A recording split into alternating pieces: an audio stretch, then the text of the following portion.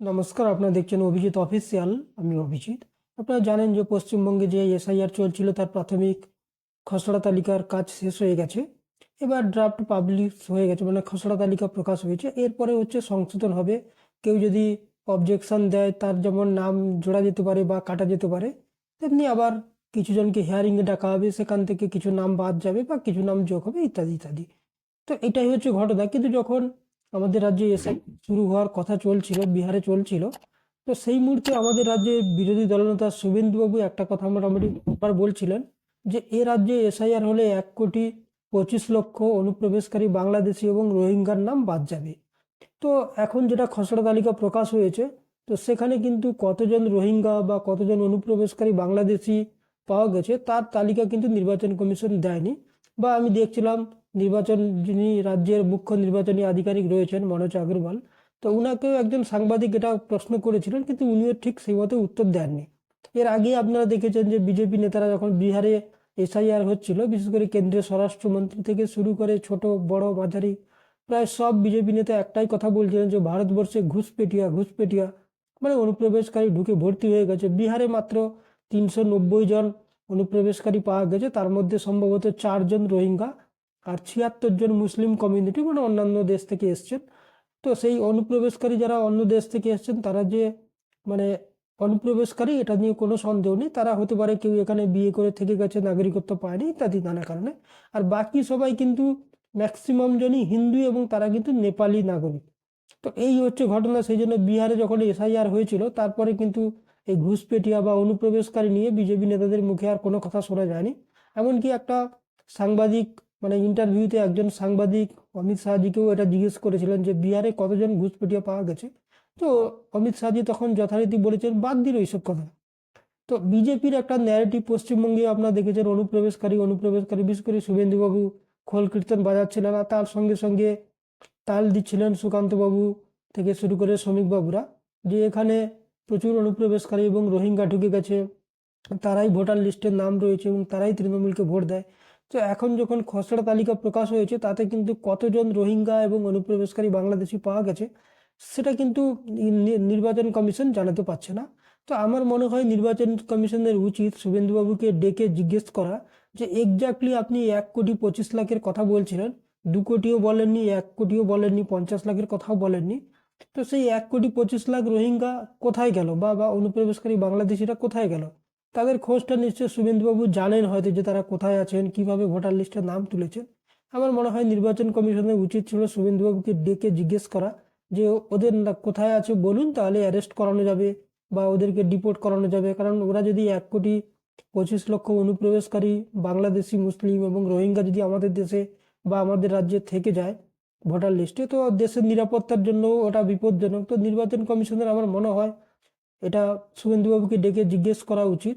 আর বিহারে তো আপনারা দেখেছেন যে ঘুষপেটিয়া ঘুষপেটিয়া যেটা বলা হচ্ছিল সেটা কতজন হয়েছে। তো আলটিমেটলি ঘটনা হচ্ছে যে এই যে বিজেপি নেতাদের বা বিজেপির একটা কাজ হচ্ছে ভারতবর্ষে একটা হিন্দু মুসলিমের বিষ ছড়ানো।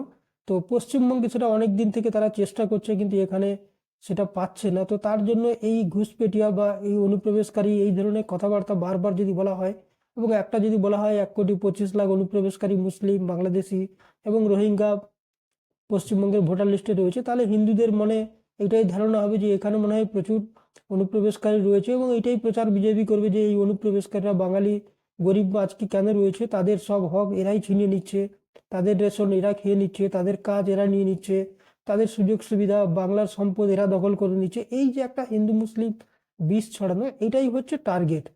এটাই হচ্ছে টার্গেট, যে সমাজে একটা হিন্দু মুসলিমের মধ্যে যে সৌভ্রাতৃত্ব যাতে না গড়ে ওঠে, তাদের মধ্যে বিষ ছড়ানো যায় এবং তার মাঝখান থেকে পোলারাইজেশন করা যায়, ভোট নেওয়া যায়, এটাই হচ্ছে ওদের কাজ। কিন্তু আলটিমেটলি ভালো কিছু করার মানে ওদের কোনো চেষ্টা নেই বা করতে চায়ও না। আর সব থেকে যদি পশ্চিমবঙ্গে এসআইআর এর ফলে যদি কারুর নাম বাদ যাবে বা বিপদে পড়তে পারে, তারা কিন্তু উদ্বাস্তু হিন্দু সম্প্রদায়ের মানুষ, বিশেষ করে মতুয়া এবং রাজবংশী সম্প্রদায়ের মানুষের কিন্তু ভোটটা কাটা যাবে।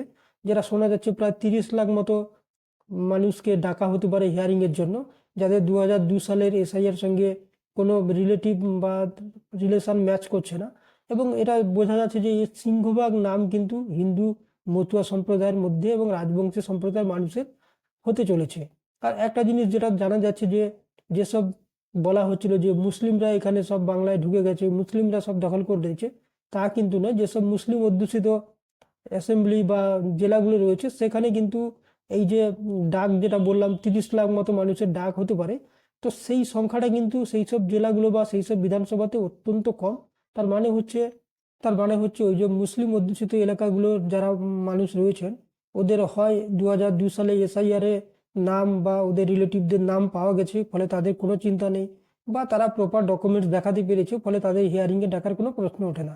কিন্তু মেনলি যেটা এই 30 লক্ষের মতো মানুষকে যে হিয়ারিংয়ে ডাকা হবে তার অধিকাংশ কিন্তু এই উদ্বাস্তু বাঙালি মানে মতুয়া সম্প্রদায়ের রাজবংশী মানুষ হতে পারে, যাদের 2002 সালে এসআইআর এর নামও ছিল না বা কোনো রিলেটিভের নামও নেই, মানে বাবা মা কাকু কাকিমা বা দাদা দাদু দিদিমা, তাদের নাম না থাকার জন্য তাদের ডাক পড়তে পারে এবং তারা কোনো ডকুমেন্টস দেখাতে পারেনি। তো যদি এই যে হিয়ারিংয়ে ডাকা হবে তাতে যদি দেখা যাচ্ছে যে এক একটা মতুয়া অধ্যুষিত বিধানসভা যেমন গাইঘাটা, বনগাঁ উত্তর, এইসব জায়গায় প্রায় 13% 14% মানুষকে ডাকা হচ্ছে হিয়ারিংয়ে, সেখানে মুসলিম অধ্যুষিত এরিয়া মালদা বা মুর্শিদাবাদে এক একটা বিধানসভায় মাত্র 1%, কোথায় 0.5% মানুষকে ডাকা হচ্ছে। তো এখান থেকেই কিন্তু স্পষ্ট হচ্ছে যে এই মতুয়া সম্প্রদায়ের মানুষ কিন্তু বিপদে পড়তে পারে, এবং বড় সংখ্যক মানুষকে যদি হিয়ারিংয়ে ডাকা হয় এবং তারা যদি সেখানে ডকুমেন্টস জমা দিতে না পারে, এক্সাম্পল দিচ্ছি যেমন বনগাঁতে শোনা যাচ্ছে প্রায় 13% মানুষের মতো, মানে 13% মতো মানুষকে হিয়ারিংয়ে ডাকা হবে। এই 13%-এর অধিকাংশই কিন্তু এগুলো মতুয়া অধ্যুষিত বিধানসভা এবং হিন্দু উদ্বাস্তু যারা বাঙালি মানে বাংলাদেশ থেকে এসছেন। তো সেই হিসাবে এরা যদি ডকুমেন্টস পেশ না করতে পারে হিয়ারিংয়ে, তো এদের কিন্তু নাম কাটা যাবে। তো যেটা বিজেপি নেতারা এর আগে বারবার একটা কথা বলছে যে সিএতে নাম তুললে তাদের নাম চলে আসবে তারপর নাগরিকত্ব পাবে, এত সহজ না। আর সিএতে যারা নাগরিকত্বের জন্য আবেদন করেছেন, বিজেপি নেতারা একবার পাবলিশ করুক না কতজনের নাম আজ পর্যন্ত ওই সিএতে অ্যাপ্লাই করার পরে নাগরিকত্ব পেয়েছে। উল্টো এটাই শোনা যাচ্ছে যে সিএতে যারা আবেদন করবে তারাই হয়তো পরবর্তী ক্ষেত্রে বিপদে পড়তে পারে। তো একটা জিনিস কিন্তু স্পষ্ট হচ্ছে বা আমাদের মানুষদের বোঝা উচিত যে বিজেপি যত হিন্দুদের দরদি হিন্দু হিন্দু চিৎকার করুন, আলটিমেটলি কিন্তু হিন্দু সম্প্রদায়ের মানুষের যদি সব থেকে বড় ক্ষতি বা শত্রু যদি কেউ হয় সে কিন্তু বিজেপি। আপনারা যদি দেখেন কোনো জায়গায় কিন্তু হিন্দুদের ওরা ভালো করেনি, সে স্বাধীনতার আগে থেকেও করেনি, স্বাধীনতার পরে থেকেও। তো যারা অনেকে এখনো ভুল বোঝাবুঝি করছেন যে হিন্দুদের মনে হয় বাঁচানোর জন্যই বিজেপি রয়েছে, তা কিন্তু নয়। যদি আপনারা হিসেব দেখেন এবং পরবর্তী ক্ষেত্রে যদি স্বাধীনতার সময় দেখেন, একজন এই বিজেপি বা আরএসএস থেকে কেউ জেল খেটেছে ব্রিটিশদের দ্বারা শাস্তি পেয়েছেন তা না। একমাত্র সাভারকার কয়েক বছর জেলে ছিলেন, কিন্তু তাও তিনি মুচলেকা দিয়ে আবার ছাড়া পেয়েছিলেন। তো সে তুলনায় কংগ্রেসের যারা তৎকালীন লিডাররা ছিলেন, সে গান্ধী থেকে নেহেরু থেকে শুরু করে প্রত্যেকেই কিন্তু জেল খেটেছেন। তো এই হচ্ছে ওনাদের ইতিহাস। আলটিমেটলি কিন্তু এরা হিন্দুদের কোনো ভালোর জন্য যেটা প্রচার করে, কিন্তু পেছনে পেছনে ছুরি মারার জন্য, মানে মুখে রাম বগলে ছুরি, এই যে কথাগুলো বলা হয় এটা কিন্তু এদের জন্য প্রযোজ্য। হিন্দুদের কোনো ভালো কাজ করছে বলে মনে হয় না। পশ্চিমবঙ্গে ওরা প্রচার করে যে হিন্দুদের বাঁচানোর জন্য এখানে নাকি মানে ডেমোগ্রাফিক চেঞ্জ হয়ে যাচ্ছে, মুসলিমরা সব দখল করে নিচ্ছে। আলটিমেটলি কিন্তু আজকের ডেটে কিন্তু এই হিন্দু সম্প্রদায়ের যারা মতুয়া গরিব মানুষ যারা বাংলাদেশ থেকে এই দেশে এসছেন তারাই কিন্তু বিপদে পড়ছেন। আপনি যদি সব জায়গায় দেখেন ওরা কিন্তু বলে এক কথা যে হিন্দুদের বাঁচানোর জন্য হিন্দুদের রক্ষাকর্তা, আলটিমেটলি কিন্তু হিন্দুদের কিন্তু বিপদেই ফেলে দেয়। এবং পশ্চিমবঙ্গে যখন ফাইনাল ভোটার লিস্ট প্রকাশ হবে তখন কিন্তু বোঝা যাবে যে এই যে মতুয়া সম্প্রদায়ের মানুষের কি হাল হতে পারে, বা তাদের যদি একবার ভোটার লিস্টের নাম চলে যায় তারপরে পরবর্তী ক্ষেত্রে কি হতে পারে তারা কিন্তু তখন টের পাবেন। একসময় কিন্তু তারা সবাই বিজেপিকে দুহাত তুলে ভোট দিয়েছেন এই কারণে যে তাদের যদি হয়তো বিজেপি নাগরিকত্ব পাইয়ে দেবে, যেটা বিজেপি নেতারা বারবার বলেন। কিন্তু আমার মনে হয় বিজেপি নেতাদেরও প্রকাশ করা উচিত যে সিএ আইন হওয়ার পরে আজ পর্যন্ত কতজন মতুয়া বা কতজন নাগরিককে ওরা নাগরিকত্ব দিয়েছে, তাহলে কিন্তু স্পষ্ট হয়ে যাবে যে সিএ দ্বারা কিন্তু সহজে নাগরিকত্ব পাওয়া যায় না। যারা সিএ আইনটা পড়েছে আপনারা যদি ভালো করে দেখেন ওখানে যেসব ধারা রয়েছে প্রথমেই আপনাকে কিন্তু অ্যাপ্লাই করতে হবে, মানে প্রথমে আপনাকে স্বীকার করে নিতে হবে যে আপনি বাংলাদেশি।